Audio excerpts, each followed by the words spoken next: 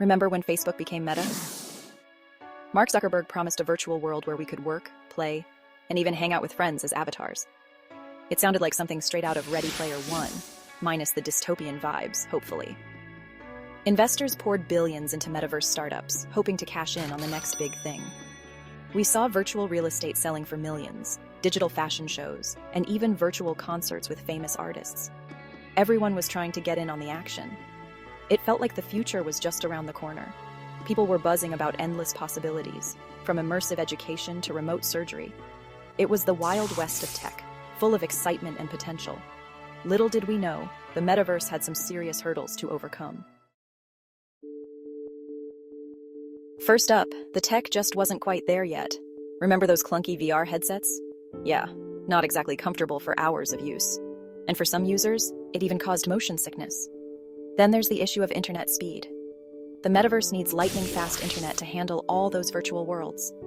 But for many people, especially in rural areas, that's still a distant dream. Even if you have the latest VR gear and super-fast internet, the metaverse itself can be glitchy and unreliable. Imagine trying to attend a virtual meeting, and your avatar keeps freezing or falling through the floor. Not exactly a professional look. These technical challenges created a major roadblock for widespread metaverse adoption. It's hard to get excited about a virtual world when the experience is more frustrating than fun. As if the tech issues weren't enough, the economy decided to throw a wrench in the works too. Remember the great crypto crash of 2022? Yeah, that didn't help things.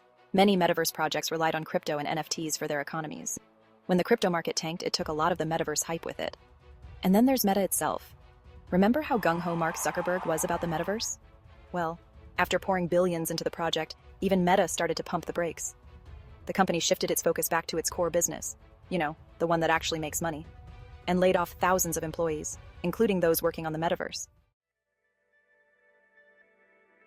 And then there was the lack of user engagement, crickets chirping in the metaverse.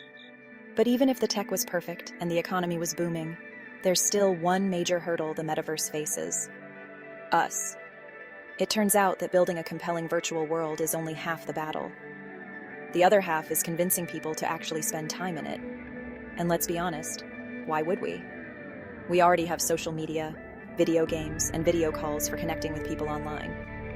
What does the metaverse offer that we don't already have? So far, the metaverse hasn't really provided a compelling answer to that question. User engagement has been disappointing, to say the least. Those virtual worlds are starting to feel a bit like ghost towns.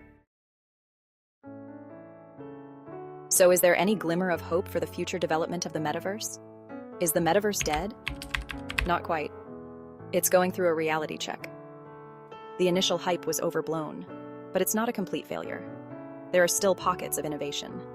Gaming has seen success. Healthcare and education are exploring VR. AI could unlock the metaverse's potential, making it more immersive and accessible. The metaverse isn't going away, but it needs to evolve to avoid becoming a tech graveyard.